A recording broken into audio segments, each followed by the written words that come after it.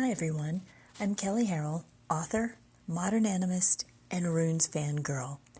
Soul Intent Arts is my spiritually focused practice, and you're listening to What in the Weird, my podcast in which I talk about runes, animism, soul tending, and how all of that intersects through sacred activism on my path.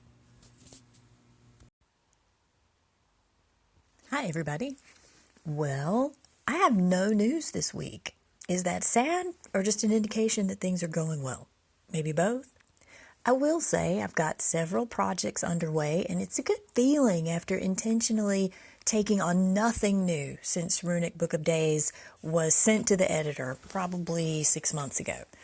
But I'll talk about how the new things are shaping up when they actually have a shape that I can talk about. But until then, the weekly rune is out, and if you're not sure what that is, it's a rune cast that I've done for several years, focused on the runic calendar and the current half-month rune. You can find the archive of all of the rune casts on my site, soulintentarts.com. And if you're not sure what a half-month rune is, listen to the early episodes of What in the Weird, or just go read the weekly rune on my website. It's explained at the beginning of every rune cast. I definitely want to say thanks to all of my Patreon supporters who make the sharing of my rune work through the Runecast and the podcast possible with their financial support. That is how I am able to do a free version. What do you get for showing financial support? Well, the full weekly rune, no ads, more detail on the Runecast, weekly prompts for engaging the half-month rune, and a Galder recording for how to work with the weekly Runecast through chanting. That's just the $5 a month level. If you want more rewards, such as the Samhain Alphabot Dark Time Runecast that came out last week, you can choose from different tiers of service. There are all kinds of different things. Go check it out. If you look at patreon.com, search for the weekly rune, you can find a tier that works for you, and thank you so much for doing that. You can always subscribe to the free version of the weekly rune by going to soulintentarts.com. Last week we talked about completing the first et and moving into the second with Hagalaz. I'm not going to rehash that transition. It is a good one to go back and listen to, though, if you kind of want to get your bearings for how to move into the rest of the cool season. And I want to emphasize the self-care part of this time of the year. Most people that I know approach entry into the dark time lightly. Too lightly, really. It's kind of a party time. After all that heat in the northern hemisphere, there's the liveliness in the coolness, the crispness that comes in the air. And it's understandable that people would kind of feel relief from it. That liveliness quickly leads to overwhelm with the winter holidays. And really, by that point, coping skills are usually already overtaxed. Now's the planning time for that. Hagalaz is nothing if not about getting your priorities together. Granted, usually as a result of some cataclysmic life change, but still, its blunt force urges you to get your shit straight.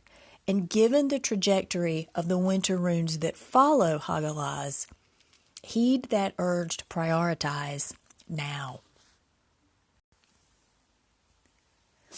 What does that mean for this week? Well, focusing on self-care can mean working with the runes in a different way. A lot of times I talk about tangential things to the runes, things like coping skills, resources, self-care, things that come up often in my shamanic practice. And I'd like to get to some really granular discussion about how to work with the runes this week themselves to facilitate your own self-care, or at least provide starting points for where else to look for how to hone your self-care. And I'm also going to talk about the runes from a divinatory standpoint, which I also don't normally do. I mean, yes, I do the weekly rune cast, which is divination. It's not wild divination. It's not just completely blind, rampant divination. It has a very set structure. But really, I don't talk about using the runes for divination much on What in the Weird. I mean, other than discussing reversals and whether those have merit. I haven't. Have I? Have I? I don't think so. You tell me. No, really, tell me. I don't work with the runes in a purely divinatory way at a personal level. So, kind of getting back to that this week is my old school. A lot of folks don't know what I mean when I say self-care. I talk about it everywhere, like for real. I'm writing about it. It's in my classes. It's in everything right now. So some people have no idea what I mean, or some people do know what I mean, but they don't know how to do it, or they feel stressed at the mention of the word and tell me to fuck off. Self-care is that personal for people. You know, they don't really want to talk about their personal sanity-saving rituals, and they don't want to talk about if they're working. So, of course, that's where we're going today. Self-rituals are the things that help you feel better. Duh, right? I mean, they're not escapist. It's not that kind of self-care. But their focus is to literally help you care for yourself so that you can recoup the energy and balance you need to get back out in the world and do the awesome things that you do every day to save the world. So for the people who tell me to fuck off, it's because the idea of downtime is privileged. Some of us don't have an opening for anything but work. And that work might be in the form of being hypervigilant to staying safe when you leave the house. It might be working 10 times harder to earn 20 times less. It might be being a single parent. It could be being physically, health-wise, unable to do the things that best serve you, that best create and preserve your boundaries and show care. It's a valid fuck off. It's not that I'm dismissing it. And to that, I encourage you to shape your self-care the best way that you can, whatever your resources are, whatever your outlets are. And for the folks who have the luxury of tapping out and taking downtime for self, I encourage you to explore ways that you could provide that same kind of downtime to lesser privileged people. The ones who really need it just as much as you do. Donate money, time, effort to services or resources that could soothe someone else who needs self-care. I said that part about how self-care isn't escapist, right? Its intention isn't to let you hide from whatever's going on that's causing tension in your life, but to give you refuge from it so that you can replenish and have what you need in place internally to get back out there when you're needed. Well, the runes aren't escapist either. If you've worked with them for 5 minutes, you know that, and sometimes to a sadistic fault, which is, of course, why I think they're ideal resources for self-care. They don't play. And no, you don't have to read too much into that.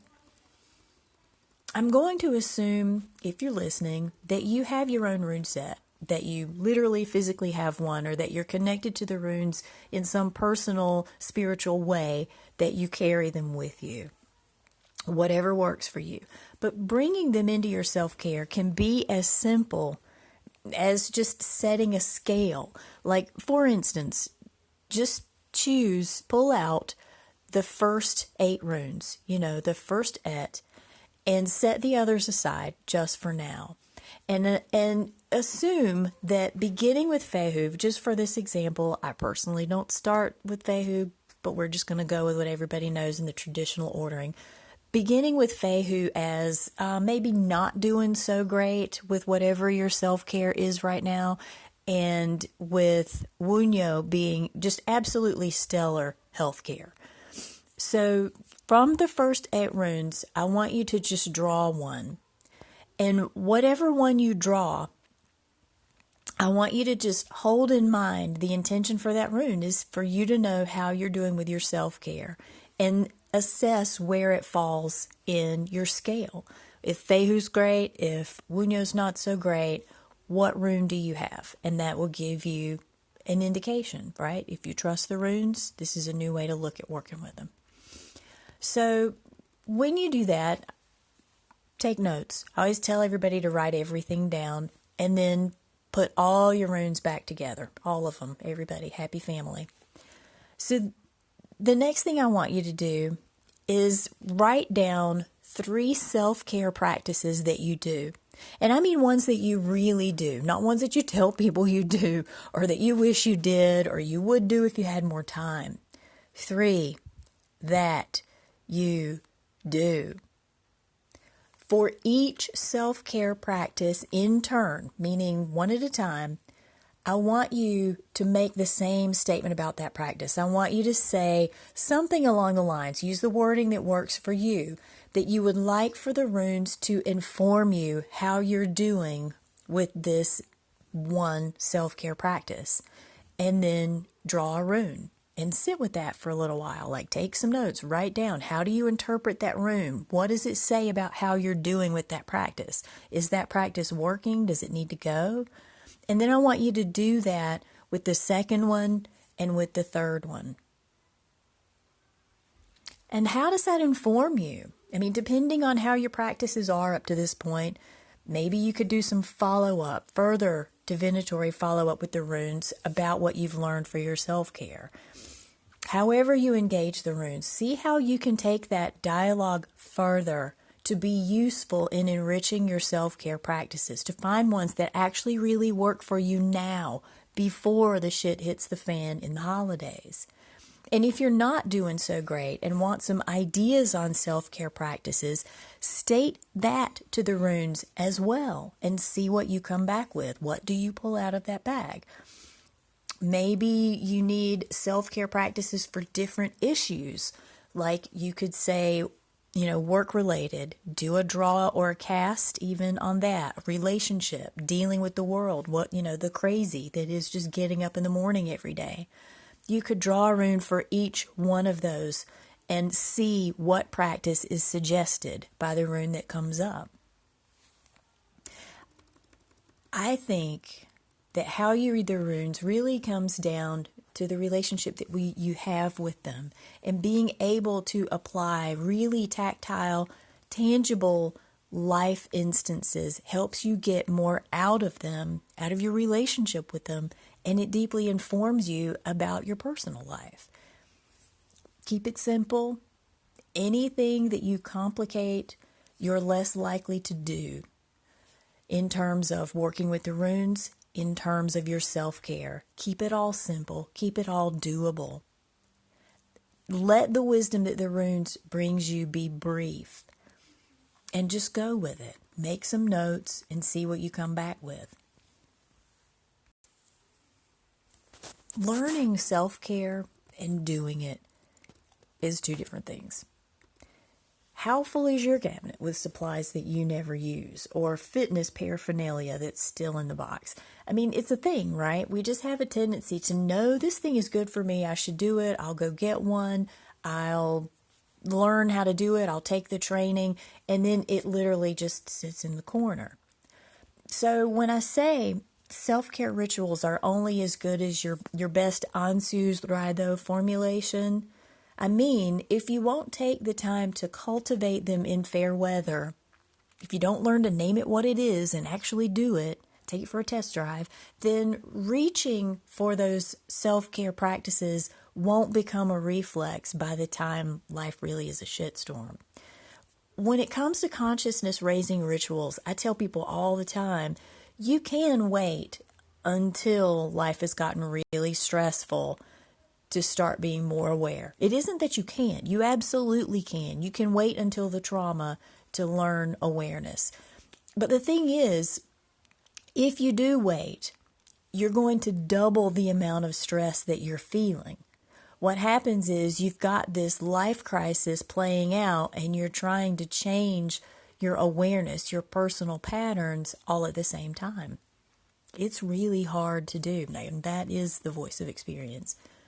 That's why people spend decades learning spiritual and mindfulness techniques. It's not so that they can stop those things from happening, because life happens. Life is life. And if you've figured out how to stop the crappy things from happening, please email me now. But we do these self-care practices so that we're already trained and how to do them well, or at least how to do them to the best of our ability under duress. Draw the runes that speak to your self-care needs and their fulfillment. Draw them around you, literally. Like put them on your body. Put them near you in your car. Put them where you eat breakfast every morning. Put them on your desk. Leave them in places where they'll remind you to do the specific self-care practices that they told you about in that little session that you did earlier. I mean, sing them so that your body already knows what the right runes in the right situation feel like. You can bring the runes into your self-care, into the acquisition of proper self-care rituals for you, and in implementing them long-term, they will sustain you, the runes and the self-care rituals. And I hope you will. Part of having a resource like the runes walking with you is learning how they work for you personally. Creating self-care practices with them is one way to do that. And thank you for doing the self-care so that you show up every day. That's what it's about. We each take care of ourselves so that we get our duty done, so that we're not putting it off on anybody else. Do your self-care so you can show up. That's it for this episode.